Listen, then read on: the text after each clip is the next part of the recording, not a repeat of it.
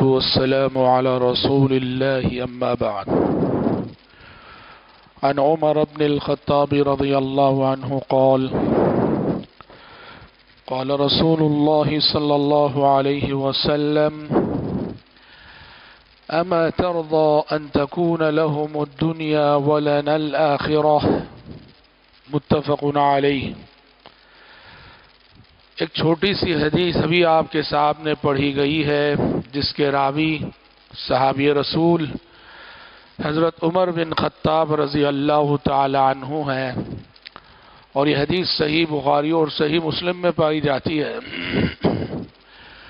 حضرت عمر بن خطاب رضی اللہ عنہ کہتے ہیں کہ نبی کریم صلی اللہ علیہ وسلم نے ایک مرتبہ فرمایا، عمر کیا تمہیں یہ بات منظور نہیں، یہ بات خوش نہیں کرتی کہ ان لوگوں کے لیے دنیا ہو اور ہمارے لیے آخرت ہو؟ یہ بات پیارے نبی نے کب ارشاد فرمائی؟ جب ایک مرتبہ حضرت عمر بن خطاب رضی اللہ عنہ پیارے نبی کے حجرے میں اور آپ کے گھر میں داخل ہوئے، دیکھا کہ پیارے نبی صلی اللہ علیہ وسلم لیٹے ہوئے ہیں، سوئے ہوئے ہیں، بالکل معمولی سا بستر ہے، ٹھیک سے تکیہ بھی میسر نہیں ہے، اور سو کر جب پیارے نبی جاگے ہیں تو حسیر کے نشانات آپ کے گال پر، آپ کے بدن پر، یعنی آج کی طرح سے گدیاں، نہالیاں، ایسی کوئی چیز نہیں، حسیر پہ سوئے ہیں، حسیر کے نشانات آپ کے چہرے مبارک پر، جسم مبارک پر. یہ منظر دیکھ کر حضرت عمر بن خطاب رضی اللہ عنہ رونے لگے. حضرت عمر کو رونا آ گیا. پیارے نبی نے پوچھا، عمر کیوں رو رہے ہو؟ حضرت عمر نے کہا کہ کیوں نہ روؤں اللہ کے نبی، قیصر و کسریٰ کو دیکھیے کیسے مزے کی زندگی، کیسی آرام کی زندگی وہ گزار رہے. قیصر و کسریٰ، ایران کے بادشاہ کو کسریٰ کہا جاتا تھا، روم کے بادشاہ کو قیصر کہا جاتا ہے. تو حضرت عمر نے کہا کیوں نہ روؤں میں، قیصر و کسریٰ کو دیکھیے کہ کیسی مزے کی زندگی اور آرام کی زندگی گزار رہے ہیں، اور آپ اللہ کے حبیب، اللہ کے چہیتے بندے، آپ کی غربت اور ناداری کا یہ عالم کے تکیہ بھی ٹھیک سے میسر نہیں. یہ چیز مجھے رلا رہی ہے. تب پیارے نبی نے حضرت عمر کو تسلی دیتے ہوئے فرمایا تھا، اما ترضى ان تكون لهم الدنيا ولنا الاخرة. کہا کہ عمر کیا تمہیں یہ بات منظور نہیں، قیصر اور کسریٰ کے لیے دنیا اور دنیا کی نعمتیں ہوں، ہمارے لیے آخرت اور آخرت کی نعمتیں ہوں. پھر آپ نے فرمایا مالی وللدنیا. کہا کہ عمر مجھے دنیا سے کیا لینا دینا ہے، اس دنیا میں میرا جو قیام ہے اس کی حیثیت بالکل ایسے ہی ہے جیسے کوئی راہگیر، کوئی مسافر راہ چلتے ہوئے تھوڑی دیر کے لیے کسی درخت کے نیچے آرام کر لیتا ہے اور پھر اٹھ کے وہ اپنی منزل کی طرف چل دیتا ہے، رواں دواں ہو جاتا ہے. تو یہ مسافر آرام کرنے کے لیے تھوڑی دیر جو درخت کے نیچے لیٹتا ہے، دنیا میں میرے قیام کی حیثیت بھی بس اتنی ہی ہے. بھائیو، عظیم حدیث ہے، عظیم حدیث ہے جو ہم سب کو یہ پیغام دیتی ہے کہ دنیا کی محرومی یہ محرومی نہیں ہے.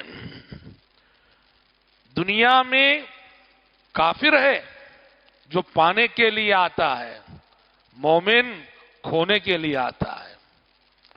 جو یہاں جتنا کھوئے گا وہ وہاں اتنا پائے گا. دنیا سے ہمارا تعلق، دنیا سے ہمارا رشتہ،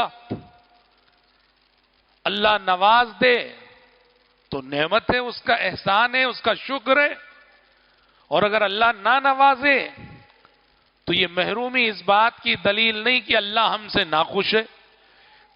مومن کے نصیب میں محرومیاں آئیں گی ہی. پیارے نبی صلی اللہ علیہ وسلم نے یہ جو معیار زندگی آپ کا تھا کہ تکیہ بھی بستر بھی ٹھیک سے آپ کو میسر نہ تھا، یہ معیار زندگی دیکھو آپ نے چاہ کر اپنایا. آپ کے فقر و فاقے کی خصوصیت یہ تھی کہ آپ کا یہ معیار آپ کا چاہا ہوا، آپ کا مانگا ہوا معیار ہے. ایک ہے کہ میں نے بہت کوشش کی دنیا پانے کے لیے، دنیا نہیں ملی، میں صبر کر لیتا ہوں، یہ الگ بات ہے. ایک ہے کہ مانگ کر یہ معیار زندگی لیا جائے. پیارے نبی کے فقر و فاقے کی خصوصیت یہی تھی، آپ کا معیار زندگی آپ کا مانگا ہوا، آپ کا چاہا ہوا. کیسے؟ حدیث ہے، بعض روایتوں میں آتا ہے، جبریل امین آئے پیارے نبی کے پاس، آ کے کہا کہ اے محمد، اللہ تعالیٰ آپ کو اختیار دے رہا ہے، آپ کیا بننا پسند کریں گے؟ ملک الرسول او عبد الرسول، بادشاہ اور رسول، یا پھر اللہ کے ایک عام بندے اور رسول؟ کیا بننا پسند کریں گے آپ؟ بادشاہ اور رسول، بادشاہت کے ساتھ رسالت، یا پھر عبد الرسول، ایک عام سے بندگی کے ساتھ رسالت؟ تو پیارے نبی نے جواب دینے سے پہلے حضرت جبریل سے ہی مشورہ کیا، کیا جواب دوں آپ ہی بتائیے. جبریل نے اشارہ کیا اپنے ہاتھ سے، کہا کہ تواضع، کہا کہ محمد تواضع اختیار کیجئے. تب پیارے نبی نے کہا عبد الرسول، مجھے بادشاہت نہیں چاہیے، میں اللہ کا ایک سادہ سا بندہ اور اس کا رسول بننا چاہتا ہوں، رسول بنا رہنا چاہتا ہوں. دیکھیے، آسمان سے آنے والی وحی بار بار آپ سے کہتی تھی اگر آپ چاہیں تو یہ احد کا پہاڑ ہے، ہم آپ کے لیے اسے سونے کا بنا دیں گے. پیارے نبی نے کبھی ان سب چیزوں کی خواہش نہ کی. آپ کی دعا تھی، کیا مانگتے تھے جانتے ہیں؟ اللہم اجعل رزق آل محمد قوتا. کہا کہ اے اللہ، آل محمد کو وہ رزق دے جو قوت ہو. قوت کسے بولتے؟ قوت لا یموت، اتنی روزی کہ بس جس سے ضرورت پوری ہو جائے، ایکسٹرا نہ ہو، ایکسٹرا کوئی چیز نہ ہو. کہ اللہم اجعل رزق آل محمد قوتا، اے اللہ آل محمد کو قوت لا یموت عطا فرما، اتنی روزی دے کہ بس ضرورت پوری ہو جائے. اسی لیے آپ کا جو معیار زندگی تھا وہ آپ کا مانگا ہوا اور آپ کا چاہا ہوا. آپ اگر چاہتے تو آپ اور دنیا سے اپنے تعلق کو مضبوط سے مضبوط تر کرتے، دنیا کے خزانے آپ کے قدموں پہ بہہ سکتے تھے. پر پیارے نبی نے، چونکہ آپ نبی تھے اور نبی کی شخصیت پوری تاریخ کی سب سے عظیمت والی شخصیت ہوا کرتی ہے، اس لیے آپ نے قربانی کے پہلو کو ترجیح دی. تو یہ حدیث ہم سب کو بتاتی ہے کہ دنیا میں یہ زندگی ایک سفر ہے، منزل آخرت ہے، منزل قبر ہے، منزل موت ہے. اس منزل پہ سبھی کو پہنچنا ہے. اور یاد رکھیے کہ سفر اور مسافر کا قانون یہ ہے، جس مسافر کے پاس سامان زندگی جتنا کم ہوگا اس کی رفتار اتنی ہی تیز ہوگی، اور جس کا سامان سفر زیادہ ہوگا اس کی رفتار بھی اسی قدر دھیمی ہو جائے گی، وہ بوجھل ہو جائے گا.